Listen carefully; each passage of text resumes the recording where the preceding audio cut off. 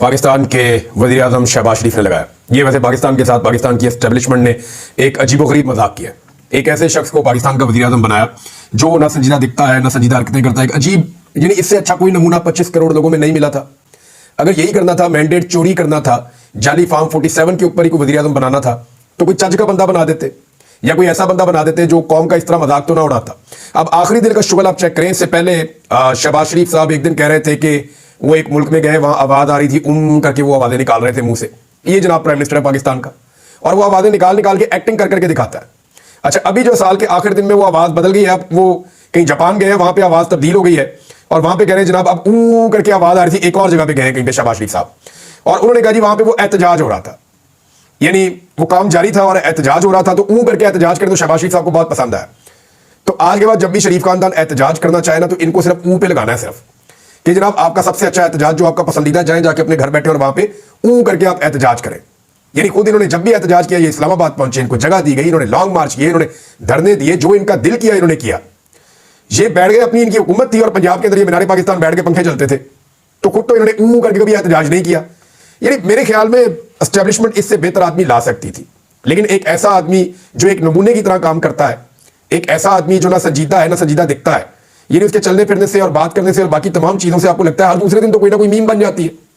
तो मुझे ऐसा लगता है कि इस सीट से बदला लिया गया, यानी वजीर आजम का जो ओहदा है उसको बेतौकीर किया गया है कि हम ऐसा बंदा लाकर यहां बैठाएंगे कि ये ओहदा ही लोग संजीदा ना लें, इसकी लोग इज्जत करना ही छोड़ दें। यानी आप और कुछ नहीं कर रहे हैं, आप सिर्फ और सिर्फ इस ओहदे को बेतौकीर कर रहे हैं ताकि लोगों के दिलों में इस कुर्सी और मनसब की इज्जत खत्म हो जाए। यानी सिंपल ये है कि सुनिया हो जन गलियां के मिर्जा यार फिरे, कि कोई और मुकाबले में हो ही ना कभी। कभी इनकी हरकतें चेक करके ना, मेरा ये वैसे गुजारिश है एस्टेब्लिशमेंट से कि आप सोचिएगा कि आपने पाकिस्तान पर कितना बड़ा जुल्म किया है। अगर जाली फार्म 47 पर बनाना था, कोई काबिल और ज़हीन आदमी बेशुमार पाकिस्तान में है जिसमें कोई थोड़ी बहुत कॉमन सेंस होती, उसे आप बना देते। मगर मेरे ख्याल में मकसद जो है वो कौम को तकलीफ देना था। ये चाबी वाला खिलौना लाकर लगा दिया प्राइम मिनिस्टर और इस ओहदे को बेतौकीर करके रख दिया है। अभी हालात ये है कि ये इतने गैर मकबूल है कि हर जगह पे कैदी नंबर 804 के नारे लगाते हैं। यानी मैं आपको एक चीज बताता हूं, पाकिस्तान में आप कोई एक इवेंट रख लें, कोई एक बड़ा इवेंट रख लें, और वहां पे आप चारों तरफ से हर बंदे के ऊपर सिक्योरिटी फोर्सेस इकट्ठी ना करें, जहां पे भी हॉस्टाइल एनवायरनमेंट नहीं होगा, जहां पे भी लोगों को आपने कैदियों की तरह नहीं पकड़ा होगा, वो बस आपका माहौल ना हो। आप पाकिस्तान में कोई इवेंट रख लें, आप क्रिकेट मैच करवा लें, अभी ये आने वाले ना मैचेस, आप नारे सुन लीजिएगा और उसका बंदोबस्त किया जा रहा है। जाली शोर जो होता है ना क्राउड का, वो इकट्ठा किया जा रहा है कि हम मीडिया के ऊपर जब दिखाया करेंगे कि साउंड आ रहा है क्राउड का, तो वो जाली हम लगा दिया करेंगे ताकि जो कैदी नंबर 804 के नारे लगने हैं या मरियम के पापा चोर है, ये वाले जो नारे लगने हैं, या जो वहां पे लोग आएंगे मैच देखने के लिए, उनके लिए जो चोर चोर के नारे लगने हैं वो हम ना सुनवा सके। लेकिन जो लोग ग्राउंड में जाएंगे वो तो अपने कैमरों से रिकॉर्ड करेंगे ना, अपने मोबाइल फोन से रिकॉर्ड करेंगे, तो बड़ा रिकॉर्ड लगने वाला इस हुकूमत का। जब भी कोई मैच होता है यही होता है। आप अवाम का कबड्डी का मैच करवा लें, कट करवा लें, वहां पर यह होता है। आप जनाब नेजाबाजी का मुकाबला करवा लें, वहां पर यह होता है। इस साल जो है चित्राल के अंदर जो बहुत बड़ा हमारा एक सिंदूर का फेस्टिवल होता है, वहां पे खेमे लग गए थे, पूरी तैयारियां हो गई थी, वो जुलाई में कैंसिल कर दिया गया। क्यों? उसे कैंसिल करने की वजह यह थी कि अगर वो इवेंट हो जाता, वहां पे कैदी नंबर 804 के नारे लग जाते। लोग जो है वो इमरान खान से दीवानावार प्यार करते हैं। तो जहां पे भी आप जहां बरी के अंदर जो है वो इस तरह न्यू ईयर पे लोग इकट्ठे हुए, और जहां पे भी लोग इकट्ठे होते हैं एक बंदा आवाज लगाता है, सारी दुनिया इस काम पे लग जाती है। वहां पे जनाब कैदी नंबर 804 के नारे लग गए, मरी में पुलिस को लाले पड़ गए। अब खौफ इतना ज्यादा है, वो बेचारे पुलिस वाले डरे हुए हैं कि यहाँ पे कैदी नंबर 804 के नारे लग रहे हैं, ये वीडियो बनके चली जाएंगी तो वजीर आला पंजाब जो है वो हमारे एसपी को, डीपीओ को, आरपीओ को सबको जलील करना शुरू कर देंगी। फिर एस्टेब्लिशमेंट जो है वो डंडा हमें देगी और हमें हमारी नौकरियों से हटा दिया जाएगा, हम ओएसडी हो जाएंगे। तो बड़े सख्त ऑर्डर आए होते हैं ऊपर से कि क्योंकि इमरान खान से सब चिढ़ते हैं बड़े लोग, एस्टेब्लिशमेंट भी और हुकूमत भी, लिहाजा वो मजबूरन बेचारे लाठीचार्ज करते हैं पुलिस वाले, वो लोगों पे लाठीचार्ज कर रहे हैं। लोग आगे से इमरान खान के नारे लगा रहे हैं और मरियम के पापा चोर है, ये वाला नारा लोगों का वैसे बड़ा फेवरेट है, लोग वो वाला नारा भी लगा रहे हैं और कैदी नंबर 804 के नारे भी लगा रहे हैं। ना वो बागी ना गद्दार, कैदी नंबर 804 लग रहे हैं जनाब। वहां पे नारे मरी के अंदर आप जहां भी 4 बंदे इकट्ठे करेंगे वहां नारे लगेंगे। अब मेरे ख्याल में हाल यह है कि पूरे पाकिस्तान में हमेशा के लिए जब तक ये गंदा तजुर्बा आपने रखना है तब तक के लिए आप दफा 144 लगा दें। कहीं पे भी आप 3 से ज्यादा लोग इकट्ठे ना होने दें, वरना जहां पे चौथा बंदा, 5वां बंदा इकट्ठा होगा वहां पे कैदी नंबर 804 के नारे लगने ही लगने हैं। जहां पे आप चले जाए यही हो रहा है। आप इकट्ठ करवा कर देख ले, कोई गेम करवा ले, कोई फेस्टिवल करवा ले, कोई चीज करवा ले, एक बंदा नारा लगाता है, सारे लोग जवाब देते हैं। यह है इस वक्त इमरान खान की ताकत। मैं एक बार समझाना चाहता हूं, आज साल का पहला दिन है तो मेरी जिम्मेदारी है समझाना। मैंने 2022 में भी सामने बैठ के कुछ बड़े समझदार लोगों को यह बात समझाई थी, लेकिन जिद जो है वो सामने आ गई थी और वो ये बात समझे नहीं थे। मैं आज फिर ये बात समझाना चाहता हूं। अकल पे पर्दा हो तो फिर बात समझ नहीं आती, जिद अगर पड़ी हो तो बात समझ नहीं आती, लेकिन फिर भी मेरे ये अल्फाज आप संभाल कर रख लें, ये आपके काम आएंगे। इमरान खान इस वक्त पाकिस्तानियों की जिद बन गया है, वो इस वक्त नौजवान नस्ल का रोमांस है। वो मुस्तकबिल और हालात से मायूस लोगों के लिए एक उम्मीद बन चुका है। वो गरीबों के लिए एक सहारे की हैसियत रखता है। पाकिस्तानी उसे और वो पाकिस्तानियों को मुकम्मल तौर पे ओन करते हैं। ना पाकिस्तानी उसे छोड़ रहे हैं और ना वो पाकिस्तानियों को छोड़कर कोई डील कर रहा है कि वो पाकिस्तान से बाहर चला जाए, उसको डील्स दी जाती है, लेकिन वो नहीं कर रहा। तो पाकिस्तानी भी उसे नहीं छोड़ते, वो पाकिस्तानियों को नहीं छोड़ता। सरमायादारों, किसानों, मजदूरों और कमजोर तबकात के लिए वो एक ऐसे किरदार में ढल चुका है जिसके बगैर अब इस निजाम की कहानी मुकम्मल नहीं हो सकती। आप जो मर्जी कर लें, उसके बगैर चलेगा नहीं। 1 करोड़ ओवरसीज पाकिस्तानियों की अगर आप बात करें तो उनकी अक्सरियत इमरान खान के साथ खड़ी है और उसके एक इशारे की मुंतजिर रहती है। 70 साल में जो पूरा मुल्क मिलकर नहीं कर सका, वो उसकी जेल के दौरान ओवरसीज पाकिस्तानियों ने कर दिखाया और पाकिस्तान की हुकूमत और इदारों के हवाले से आलमी सतह पे जो सोच है उसको बदल कर रख दिया। उसकी आलमी शोहरत और मकबूलियत और क्रेडिबिलिटी है। ये कैदी नंबर 804 की मैं बात कर रहा हूं। ये वक्त उससे फायदा उठाने का है। माजी में इमरान खान से गलतियां हुई हैं, आइंदा भी होंगी। इंसान है, इंसान गलती करता है, मगर सच तो यह है कि आज आपके पास इमरान खान के अलावा मौजूदा मसाइल का कोई और हल नहीं है। उसके बगैर सिस्टम को घसीटा तो जा सकता है, मगर सिस्टम को चलाया नहीं जा सकता। मैं मानता हूं कि गुज़िश्ता चंद सालों में मुल्क को जहां पहुंचा दिया गया है, वहां से अगर इमरान खान भी आ जाए तो मुल्क को वापस निकालने में शायद कई साल लग जाएंगे। और मौजूदा अगर ये क़यादत जो इस वक्त बिठाई हुई है हुकूमत, इसको जबरदस्ती अगर चलाया भी जाए इस निजाम को, तो जितनी देर इसको मुसल्लत रखा जाएगा उतना ही ज्यादा वक्त हालात बिगड़ने की वजह से हालात को ठीक करने में लगेगा। हो सकता है कई साल लग जाए।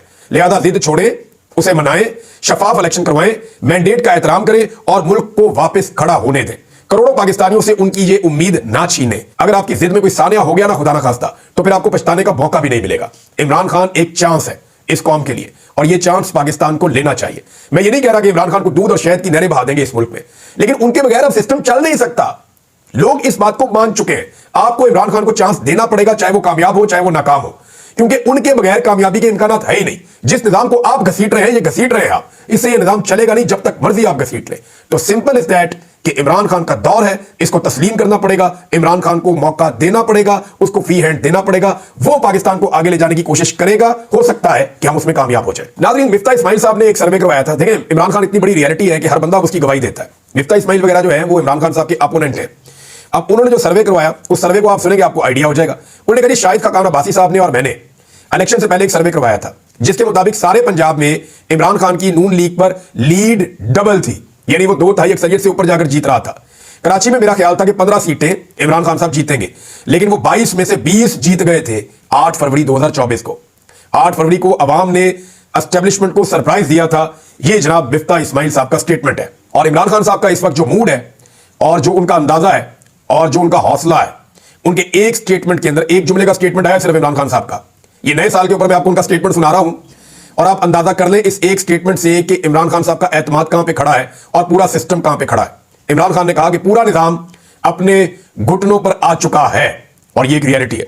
अब इससे आप भागते जाएं जब तक आप भाग सकते हैं, लेकिन हकीकत यही है कि पूरा का पूरा निजाम अपने घुटनों पर आ चुका है। एक और खबर है नाज़रीन, और वो खबर है जनाब एजाज चौधरी साहब के हवाले से। एजाज चौधरी साहब ने बड़ी तकलीफ बर्दाश्त की है। 9 मई के बाद से वो जेल में बंद है लाहौर में, और कई मरतबा उनकी बीमारी की इत्तलात भी आई, वो काफी बीमार हुए, लेकिन इसके बावजूद उन्होंने सरेंडर नहीं किया। वो इमरान खान के वफादार साथियों में से हैं। पहले वो पंजाब के सदर भी रहे थे। सेनेटर होने के बावजूद इस सिस्टम ने, यानी अब जब एस्टेब्लिशमेंट चाहे ना तो जो मर्जी आप कर ले, एक सेनेटर होने के बावजूद वो शख्स सेनेट के अंदर नहीं जा सका। एक मरतबा भी प्रोडक्शन ऑर्डर्स के ऊपर वो बंदा सेनेट में जाके बात नहीं कर सका, बात करने नहीं दी गई। जिद है ना एस्टेब्लिशमेंट को कि भाई हमारे कहने के ऊपर तुमने इमरान खान को नहीं छोड़ा ना, अब तुम सेनेट के अंदर आकर दिखाओ। ये जिद है। जिद के साथ मुल्क नहीं चलते होते कि मैं ताकतवर हूं, मैं बड़ा हूं, मैं करूंगा, ऐसे नहीं होता। 25 करोड़ लोगों का मुल्क है, 25 करोड़ लोग फैसला करेंगे। वो एजाज चौधरी साहब फिर बीमार हो गए, उनको फिर हॉस्पिटल पहुंचाया गया। पहले ही हार्ट के पेशेंट है। महमूद रशीद साहब की हालत सबके सामने है। जो कुछ हुआ उमर चीमा के साथ, यास्मीन राशिद साहिबा के साथ, जो कुछ बर्दाश्त कर रहे हैं शाह महमूद कुरैशी साहब, और सबसे बढ़ के जो जुल्म और बर्बरियत इमरान खान साहब के साथ हुई है, इसकी माजी में कोई मिसाल नहीं मिलती। सऊदी अरब के हवाले से नाज़रीन एक खबर है, लेकिन वो मैं आपको बाद में देता हूं। पहले एक खबर आई है, इसको जनाब किस्मत खान साहब ने रिपोर्ट किया है ट्विटर के ऊपर। वैसे इसको एक्सप्रेस ने भी रिपोर्ट किया है कि भारतीय बिजनेसमैन जिंदल और उनकी फैमिली, उनकी बेगम जो संगीता, ये जो जाती उम्र में नवाज शरीफ के पोते की शादी में शरीक हुए हैं, अभी जो शादी हुई है 2017 में, जिंदल उस वक्त पाकिस्तान आकर नवाज शरीफ से मिले जब रॉ जासूस कलभूषण को सजाए मौत हुई और मकबूजा कश्मीर में हालात खराब थे। उस वक्त एहसान ने रॉ से ताल्लुकात का एतराफ किया था। अब जनाब ये जिंदल साहब आए जनाब, आके उन्होंने शिरकत की है, और ये कोई बुरी बात तो नहीं है। आपका दुनिया में कहीं भी दोस्त हो सकता है। अगर भारतीय बिजनेसमैन नवाज शरीफ का दोस्त है और वो शादी में आना चाहता है तो इसमें कोई बुरी बात नहीं है, और अगर वो इंडियन है तो इसमें भी कोई बुरी बात नहीं है। यानी इसको आप गद्दारी क्यों बना लेते हैं? यही खेल खेला पाकिस्तान की एस्टेब्लिशमेंट ने हमेशा, और इस्तेमाल किया लोगों को। माजी में हम पाकिस्तानी इस्तेमाल होते रहे। भाई अगर नवाज शरीफ का दोस्त है, एक इंडियन बिजनेसमैन है, और वो नवाज शरीफ के बच्चों की या पोते पोतियों की या नवासियों की शादी में आना चाहता है, व्हाट्स द प्रॉब्लम? आने दो उसको, कोई बात नहीं। लेकिन क्योंकि नवाज शरीफ ने हमेशा ये गंदा कार्ड इस्तेमाल किया बाकियों के खिलाफ और एस्टेब्लिशमेंट के साथ मिलकर किया, तो ये कार्ड उनके खिलाफ भी इस्तेमाल हो जाता है। मेरे ख्याल में सबको इजाजत होनी चाहिए। थोड़ा सा पहले बड़ी अच्छी तरह मुझे याद है, वो जर्नलिस्ट है भाई, एक इंफॉर्मेशन सेक्रेटरी एक पॉलिटिकल पार्टी का, रऊफ हसन साहब की बात मैं कर रहा हूं, उनके ऊपर जब अटैक किया गया, उनको गिरफ्तार किया गया, उनका फोन लिया गया। जनाब इंडियन सहाफी से रब्ता है, और भाई मेरे रब्ते अमेरिकन सहाफियों से, इंडियन सहाफियों से, यूरोपियन सहाफियों से बेशुमार से। अहमद मीर साहब के रब्ते हैं, काशिफ अब्बासी साहब के होंगे, बाकी सब सहाफियों के। भाई हम सहाफी एक कम्युनिटी है, हम एक दूसरे के साथ नोट्स शेयर करते हैं। हमारे बहुत सारे जर्नलिस्ट जो है वो इंडियन चैनल्स के ऊपर इंटरव्यूज देते हैं, उनके बहुत सारे लोग जो है वो हमारे चैनल्स के ऊपर इंटरव्यूज देते हैं। तो इसमें क्या प्रॉब्लम है भाई? तुम जंग लड़ना, कश्मीर आजाद करवाना ताड़ा काम है बंदूकों के नाल। हमारा काम कलम का, हम अपना काम कर रहे हैं। अपना काम करना नहीं, हमारे काम के अंदर जनाब ये भी गद्दार है, वो भी गद्दार है। पहले नवाज शरीफ जब 2017 में एस्टेब्लिशमेंट के नवाज शरीफ के साथ ताल्लुकात अच्छे नहीं थे ना, तो एस्टेब्लिशमेंट ने सबको खबर दी थी कि ये नवाज शरीफ गद्दार हो गया, चोर हो गया, फ्रॉड हो गया। देखो ये इंडियन मेहमानों को इसने बुला लिया, देखो इंडियन को इसने अपने घर पे बुला लिया, ये गद्दार है नवाज शरीफ, ये पाकिस्तान का दुश्मन है, मोदी का यार है। ये कहानियां एस्टेब्लिशमेंट ने करवाई थी। अब देखें कैसी खामोशी है, क्योंकि नवाज शरीफ इस वक्त एस्टेब्लिशमेंट के जूते पॉलिश कर रहे हैं। तो इस वक्त कोई किसी को एतराज नहीं है। कितनी मजे की बात है ना? इंटरेस्टिंग। तो मामला गद्दारी का नहीं है, जनरल बाजवा के ताल्लुकात नहीं है इंडियंस के साथ, इंडियन कारोबारी लोगों के साथ उनकी भी फोटोज आई हुई है जनरल बाजवा की। ये जितने लोग रिटायर होते हैं, बाहर जाते हैं, तो इंडियन के साथ मिलते हैं, उनके साथ बातचीत करते हैं, उनके साथ इनकी पर्सनल यारियां दोस्ती हैं। ये पाकिस्तानी फौज के लोग और इंडियन फौज के लोग जब बाहर दूसरे मुल्कों में जाकर आपस में ट्रेनिंग्स कर रहे होते हैं, तो इनकी तो बड़ी अच्छी दोस्तियां यारी है, मैं अच्छी तरह जानता हूं। तो कौन को लगाया हुआ गद्दारियों का सौदा बेचने के लिए? तो अगर नवाज शरीफ के घर में जिंदल आ गया, बड़ी अच्छी बात है, उनका दोस्त है, कल को जिंदल के घर में शादी होगी, नवाज शरीफ को भी जाना चाहिए। भाई दोस्ती दोस्ती होती है। लेकिन क्योंकि ये गंदा खेल नवाज शरीफ साहब ने बहुत खेला है, तो उनको सिर्फ ये वार्निंग है कि इस खेल को आप बंद कर दें। यानी आपके